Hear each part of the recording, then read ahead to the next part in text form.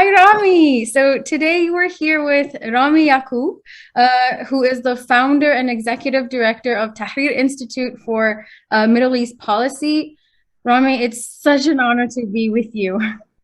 Layla, thank you so much for having me. And I want to say and extend my gratitude to Egypt Migrations and everything this amazing organization does. Thank you for having me.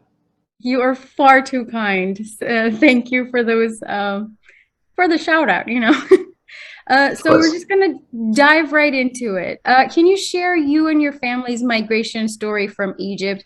When did you all leave? Where did you end up? Sure. Actually, it's an interesting story, perhaps a bit different than the usual. It was me who left. I left at the age of 16 for college. I moved to Florida.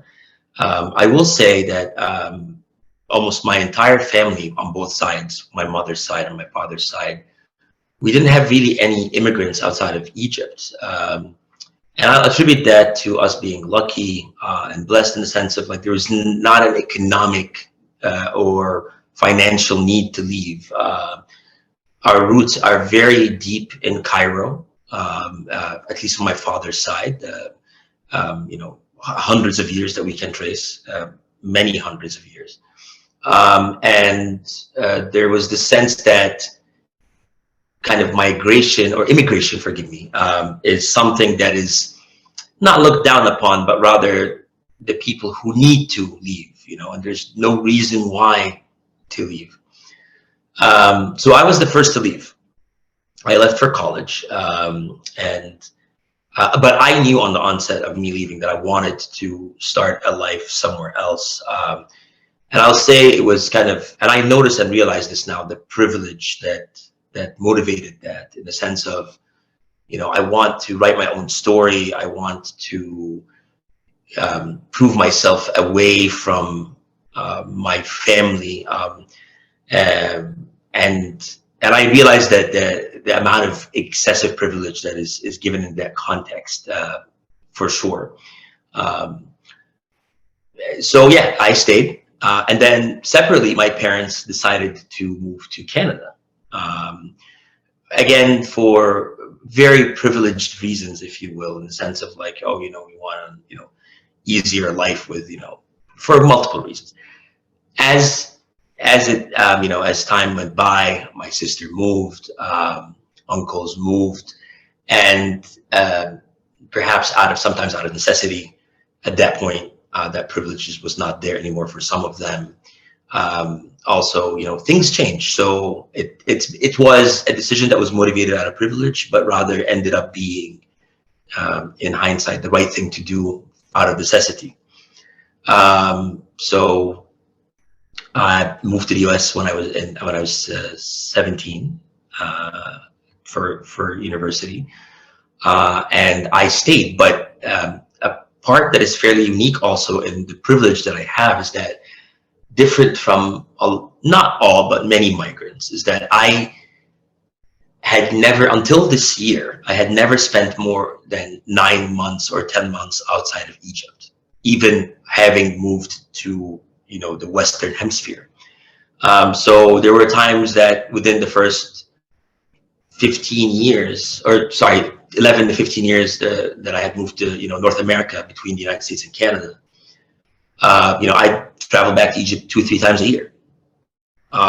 So it didn't feel like for me as the traditional move as an immigrant. So a lot of times immigrants, and again, I'm perhaps generalizing a little bit, but for many immigrants, their first 2 or 3 years in immigration, it's that they need to hunker down, establish roots, and rightfully so. For me, it was easier that way. I had the financial support from back home as a teenager, and later on in my early 20s, I was blessed and lucky to have a good job to afford going back and forth a lot. And actually, during the revolution, 2011 and 12, I spent them all in Egypt. I was working there. And then 2017, 18, and 19, I spent a substantial, number of months there on and off. I was traveling again a lot between the U.S. and the Middle East, particularly Egypt and the UAE. But then until 2020, we're now I probably can't go back anytime soon because of obviously the work that we do. So yeah, so this is the longest period I've spent outside of Egypt. My last day in Egypt was February 27th, 2020. And this is the longest I've spent outside of Egypt ever in my life. What a brave story. And also, Thank you. I really love how you know the specific date of the last day that you spent in Egypt. That kind of says a lot, doesn't it? Yeah, yeah. It even though it's been such a short period of time, I have a lot of dear friends who have been out of the country, either in kind of self-imposed exile out of fear of repercussions of returning, or for whatever reason, that have spent infinitely more time away, uninterrupted time away from Egypt. But I'm more than an Egyptian. I'm a Cairene. I'm a Heliopolite. And I take pride in those things very much. Yeah, it definitely this date will be stuck in my mind until it's rectified. Amazing. I hope it does get rectified pretty soon because it's Yeah, really hard to be outside of your homeland, especially when you have such a deep connection to it. And yeah, yeah. with that, I want to transition into what led you to DC policy and initiating Tahrir Institute, and such an inspiring project, right? Thank you. Thank you for your kind words about TIMEP, for sure. But for the sake of time, I'll try to summarize how from a Heliopolis kid to Tahrir Institute. It's a very bizarre story. Just a quick background. I'm originally, my undergraduate degree is from a very prestigious university in its field called Embry-Riddle Aeronautical University. And my main field of study is aerospace engineering. And I actually, after graduating immediately, I used to work for Boeing in Seattle through a subsidiary called Lebanon as a flight systems engineer on the Dreamliner, the 787. But so to cut it short, I think the way I got into politics and policy was through something people might look not down upon, but not expect, which is Model United Nations in undergrad. I did it for fun. I had a professor, his name is Glenn Dorn, who he's a political historian, who took he took a liking in me in the sense of he thought I had some potential when it comes to debates and strategizing. And quickly I was going to these conferences as an undergrad and winning awards. And honestly, I'll be very candid, and I'm always very straightforward about this. I just went to party actually, but I just won the awards too. So I have to be honest. I know some people think it's a bit unprofessional, but it's the truth. I party very hard, but show up bright and early in the morning and make my arguments and win the awards, and actually later on led the team. And for a technical university to be winning awards in Model United Nations, it's kind of this elitism of the social sciences schools. They looked at how could these engineers win, and there's something beautiful about it for me. So in any case, one thing led to the other. Friends who were in undergrad that later on moved to DC, worked in government and whatnot. I was in a lull when I was working as an engineer. A friend of mine said, "Hey man, we have internships in the Senate.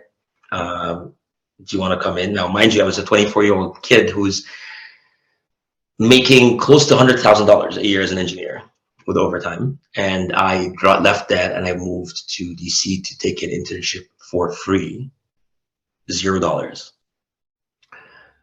to work as an intern sifting through mail and answering calls of angry constituents being yelled at because I, quote unquote, had a calling. Now that was about 14 years ago, so just put things in context. Obviously, my parents were very distraught, to say the least. I'll never recall my father's, rightfully so. And I didn't even I didn't see it as oh, you don't accept me or whatever. I was like, listen, I get you. there's no argument on my end. I just don't know what I'm doing this, but I'm doing it. But the last day I was there, my dad kind of put aside these kind of aggressive expressions of this disdain, and he took me to a store and bought me 5 suits. And he said, if you're going to be working in Congress, you have to look your best. But within 3 months, my boss, then my immediate boss, it's a huge staff because it's a constituency of 19 million people for senators from Florida. And he had a staff of 50 people.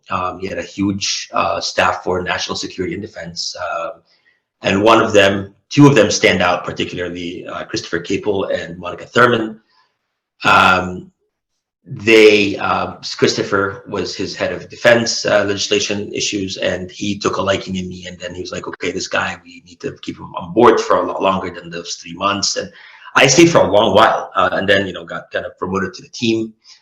But then I was with only a aerospace engineering degree, working on the Hill. And they're like, okay, man, like, what are you going to do? So you have to go to grad school or law school or something. So I went to AU, SIS, School of International Service, and I got my MA in Foreign Affairs. And that was in the time right before the Egyptian Revolution started. And then the revolution happened. And as I mentioned earlier, I never lost touch with Egypt because I would go back and forth every year.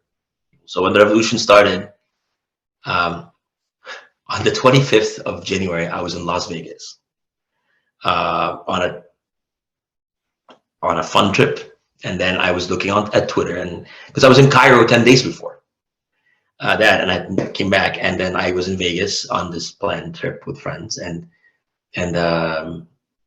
I saw Twitter and I saw my friends who were like, okay, this is serious. This is bigger than what we thought. So I remember I was in a nightclub. I saw the tweets because obviously time difference. Now it's, it was 24th at night. I left at 1 a.m. or 2 a.m., something like that, like West Coast time, went back to my room, packed my stuff in my going out clothes, my outfit, and went to the Las Vegas airport, booked a ticket back to DC. And then obviously a few days later, days later in Cairo. And then that's that. And I was in Cairo, and that led to then Mr. Naguib Sawiris was starting a political party called the Free Egyptians Party with a number of people that were fairly respected in the liberal community. And like Ahmed Saeed, like Khaled Andil, all of these people that I really look up to and I've learned a lot from. And they were looking for young people who have worked in politics or policy, like political workers, not necessarily head figures or youth speakers or whatever. And a friend of mine told me that they were looking for people. So I sent my resume. I said, listen, I worked on the Hill. I have a political education. I'm understanding of what's going on. I can be of help. You can put me, whatever. I'll take a job. If it's paid, I'll take it, and and I got hired. It wasn't like a volunteer position. I was a paid position to be a political worker within the crux of the party, like the gears of the party. Within a few weeks, I was, writing strategy and writing analysis papers on a daily basis and whatnot. And it got spotted by Mr. Raghi Suleiman, who was the lawyer for Mr. Naguib Sawiris at the time, who was like, okay, we like you. And then, and Ahmed Khairi also, who was a member of the political office that ran the entire party. And Ahmed Khairi said, recommended me to be a member of the political office. And because things were so still in an infancy stages, it was easy so I got pulled in that. So I became the 26th member of the political office, the second youngest on it. And then, the parliamentary elections, I won about 16 seats in parliament for the Liberals. And as a campaign strategist, I had the highest number of seats against the Muslim Brotherhood in central Cairo, 4 against 4. Suez, Red Sea province, all the while this is happening, I'm still involved in skirmishes on the ground and protests. I was in Maspero, personally in Maspero massacre. I was there. Mohammed Mahmoud, I was there physically, you know, like, and I, let's not discuss that at the moment, but, you know, to focus on where we're at now. And obviously the situation in Cairo and the rest of Egypt was very strained between the Muslim Brotherhood government that elected and kind of the opposing forces, like people like us, liberals, centrists, non-affiliated people. And at the time, I remember September 2012, at the time, so after the elections were over and all of that, 2012, I kind of became, and Ahmed Saeed then became the president of the party. He asked me to be his chief of staff, so I was managing the parliamentary bloc, but also had a role to play in the foreign relations committee for the party. In September, we realized that it's going nowhere. We were concerned about the United States position on Egypt. So I was tasked to go back to Washington to do some, you know, kind of talking to people. I had my contacts and connections. I had really wonderful relationships in Washington. And so I went back to DC. And throughout that, I linked up with Dina Girgis, who's a very smart Egyptian-American lawyer, and others. And we started, and Nancy O'Kale, who was at the time, you know, working for Freedom House. And we started this small group of individuals that to kind of, you know, go on, do the advocacy work on the Hill, meet with members of Congress, their staff members and whatnot, and explain the issues. But as we worked on this, it was kind of very ad hoc-ish. And I spoke with Mr. Sawiris and I said, Naguib, like, we really need to organize a lot better than we're at right now. Parallelly, Ahmed Saeed at the time was kind of then semi-officially, I was the representative of what was called later on the National Salvation Front that was created in 2013, which is a coalition of non-Islamists and liberal parties that were opposing what was happening by the Morsi regime at the time. So kind of became a de facto representative of that because the embassy was under the Egyptian embassy was under the control of the elected government at the time in Egypt. And by the end of 2012, I met with Mr. Sawiris in New York, and I said, we have to create an entity, an independent entity, and it has to be independent. Like, it cannot be in any way, shape, or form seen as part of the Free Egyptians Party, National Salvation Front. If the National Salvation Front or the Free Egyptians Party or anyone else in Egypt ever does anything that is contrary to the principles and beliefs of that new entity, it will come out and criticize it. And he said, well, I said, no, this has to be this way. And to his credit, he said, I 100% agree. And he was the primary benefactor of Tahrir Institute for many years. I mean, he's not anymore, but he tripled his pledge over the years. So we're very grateful for him. And we kind of etched down, okay, what do we want to create? What is missing in Washington, D.C. right now from the discourse? Because till then, there was definitely Middle East voices speaking, but it wasn't as regular. It wasn't as organized as how we wanted to see it. And it was weeks and weeks of work to get this done. And then I remember on February 14th, 2013, I did the bureaucratic work. I went to the offices where back then, less online stuff. You had to do things in person. Went in and registered the Tahrir Institute for Middle East Policy, registered, with the bank accounts, I did all of that. And that was the day we found the Tahrir Institute. I did that. And over the years, different people from different walks of life, it wasn't sectarian in any way. Even though I've mentioned a lot of Coptic names, but there's a lot of individuals that were involved, in the creation of Tahrir Institute. It was never for a moment sectarian. And that's what makes Tahrir TIMEP very effective. The one last thing I will say is that Tahrir was born in this era on February under like the Morsi regime and how like we were concerned about this and what have you. And within 4 months and a half, the Morsi regime was gone, right? Because the coup, or whatever you want to call it, June 2013 happened. So from the onset, it was created, you know, people thought, oh, maybe this is like a, you know, a Coptic lobby or you know, a pro coup lobby or something. But it's not.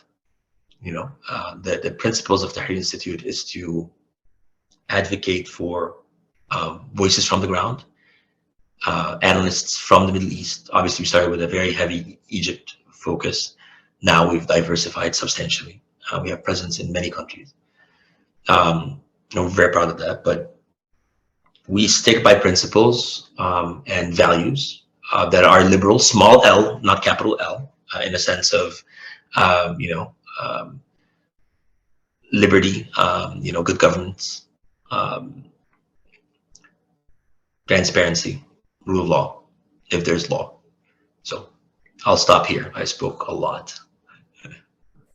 So inspiring. I am blown away. I got chills multiple times. And before we started the recording, I was telling you that I have been referencing TIMEP in my dissertation a lot, and I rely on your analysis because it's very nuanced. It very well-rounded. All angles are taken into account. So seriously, a great organization. But I want to, so you said that there's a lot more to talk about. I want to learn more about the different programs, different departments. You have fellowships. Oh my God, please share more. So TIMEP has went through a lot of different changes. And one of the things about TIMEP that is great is that we are not super bureaucratic. We are willing to change. We are willing to adjust.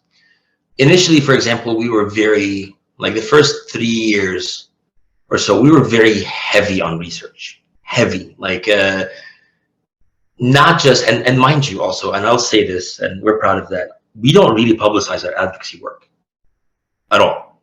I think one of the most wonderful comments I heard or read on Twitter a few days ago was from a former fellow of Tahrir Institute, Hassan, who's the leading expert on, or at least for a while, and I believe he continues to be a leading expert on ISIS. He was a fellow at the Tahrir Institute, resident fellow. One of the first few books that ever came out on ISIS was on his. He's now the editor-in-chief of Newsline magazine, which is Washington, D.C. based. But I'm very proud that his first gig in Washington, D.C. physically, he was obviously fellow and other things before in other places, was with Tahrir.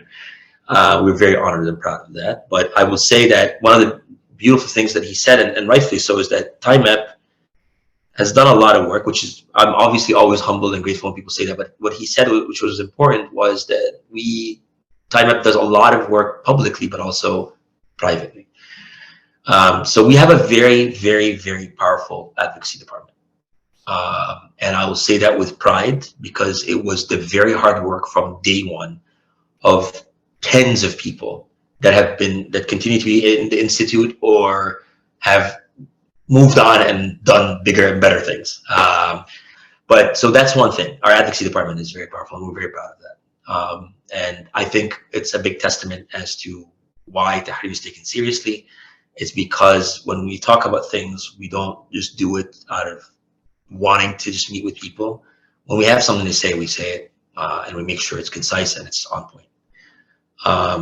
Second thing I will say that is amazing is, as you mentioned, which is I'm super proud of, is the fellowship program.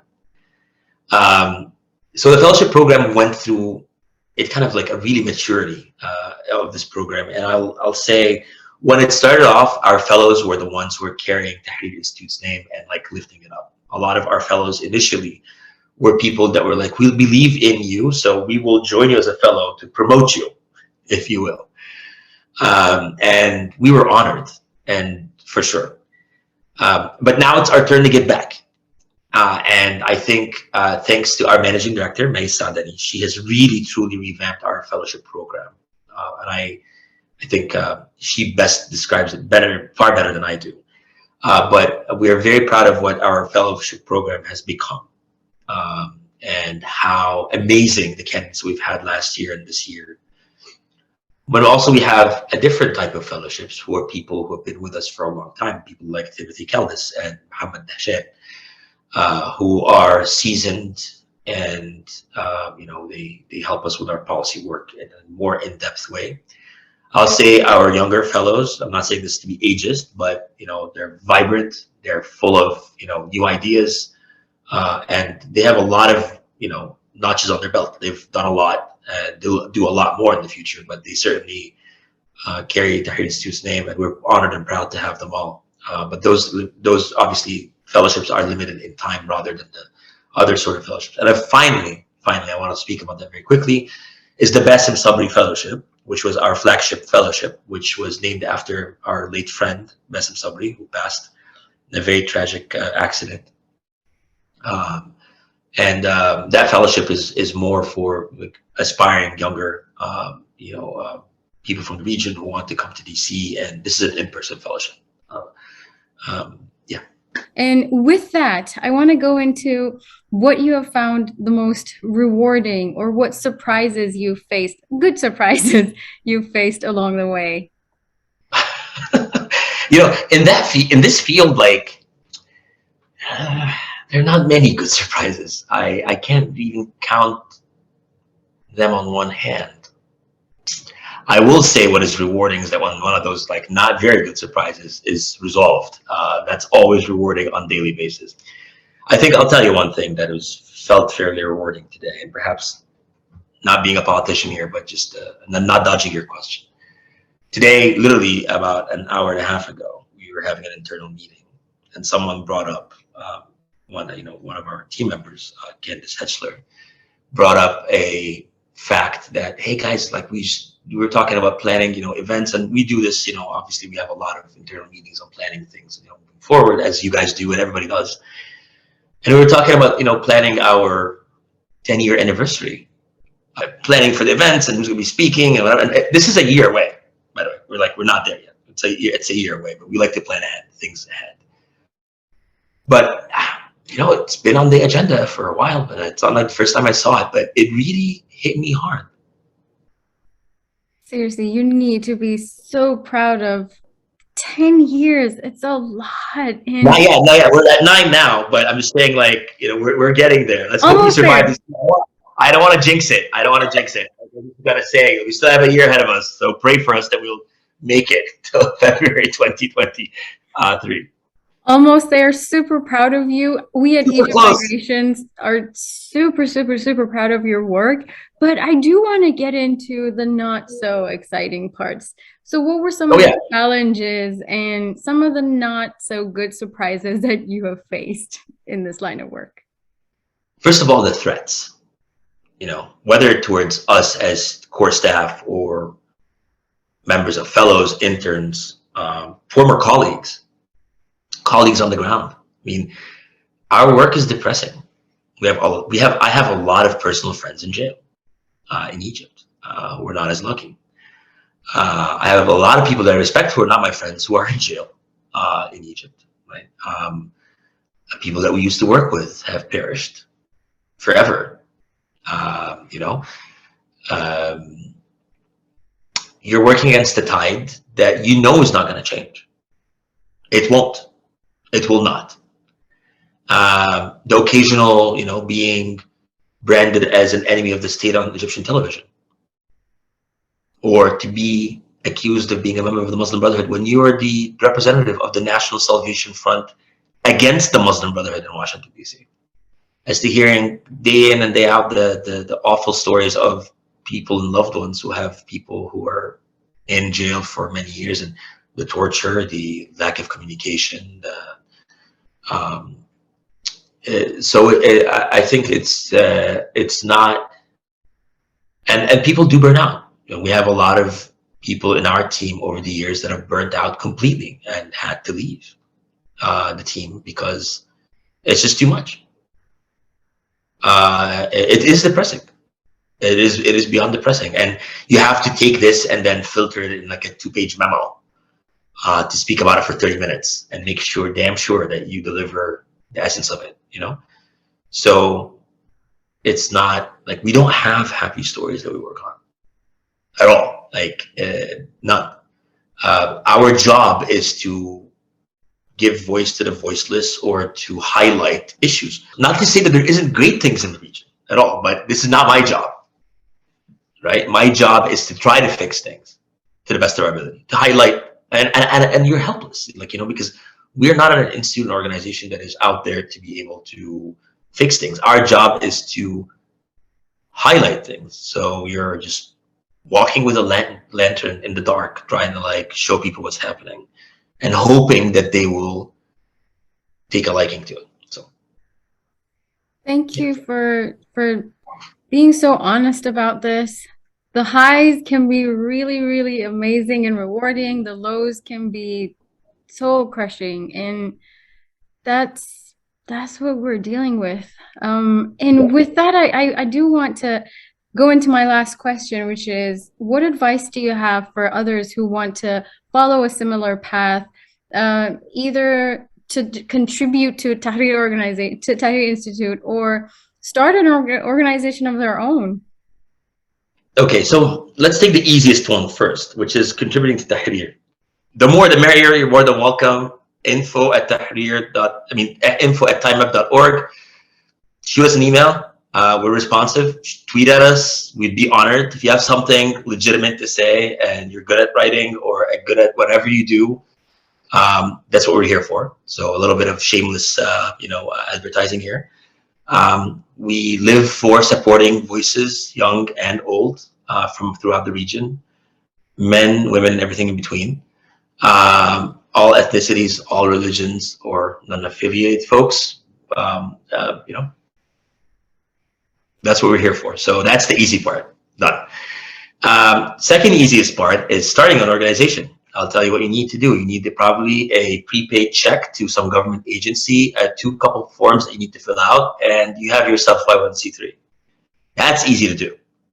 Sustaining an organization is where it's hard. And that's your first question, I believe, as to how to build that. First piece of advice, do not be self-centered. Do not think that you are the best at something. You have to work in teams. A lot of organizations die because they become the Ramy Yaacoub organization, or the Jane Doe or John Doe organization. I think one of the biggest, and I've seen it with my own eyes in political parties, in NGOs, Egyptian NGOs domestically, and ones that are working in exile/diaspora, it's the one person. Like, when you hear the name of an organization, oh, this is what's her face? She's been running it for 77,000 years, right? Yeah, that's that person, right? Oh yeah, or that organization. Oh, these are the 2 guys that fought, or whatever. You will be successful if the name of the organization is above you, when people don't know who actually is running the show. Other than that, you're just you're glorifying yourself. You're just and don't fool yourself. Don't fool yourself. You'll think that your logo is known or whatever, but people are seeing the logo and hearing your name. And if that's the case, you are a failure. You're a straight up failure. So that's the biggest piece of advice I can give to somebody, in the sense of create teams. I'm not saying have it like hodgepodge, kumbaya, like there needs to be hierarchy, but there needs to be highlighting of the efforts and works of everyone. Incredible words of wisdom, honestly. Working in organizations and nonprofits, I couldn't have said it better, honestly. And so honored to spend this hour with you. Thank you so much. And wishing Tahrir Institute the best of luck. Keeping my fingers crossed that you will hopefully celebrate 20th, 30th anniversary. I'm not gonna be there for the 20 years. Someone else can be there for it, but I hope so as well. I'll need to at some point just do something else. But thank you so much, Layla. This has been wonderful. Hopefully I wasn't excessively verbose. I know I was, but too late for that. I Thank you for each of enjoyed our you. conversation so much. I wish we could go on forever because I'm learning a lot. So kind. You're so As kind. I said, I'm just getting chills all over. Thank you so much. Thank you so much for Egypt Migrations. Thank you for all the work you guys do. It is uplifting, but also insightful. And you're filling a very unique need for documentation and reminders for people of how diverse the Egyptian community is and how the struggles of different migrants have been fairly unique for each batch, each group, each family, and each person. So keep it up. We love you guys, and thank you so much for having interest in us and supporting us.